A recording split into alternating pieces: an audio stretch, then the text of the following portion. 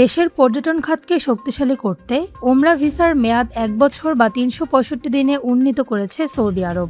এই ভিসা ব্যবহার করে দর্শনার্থীরা বছরে একাধিকবার সৌদিতে প্রবেশ করতে পারবেন এবং টানা 90 দিন পর্যন্ত অবস্থান করতে পারবেন।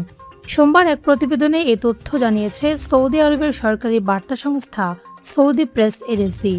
প্রতিবেদনে বলা হয়েছে, প্রধানমন্ত্রী ও ক্রাউন প্রিন্স মোহাম্মদ বিন সালমানের সৌদি ভিশন 2030-এর লক্ষ্যের সঙ্গে সঙ্গতি রেখে এই ভিসা প্রণয়ন করা হচ্ছে।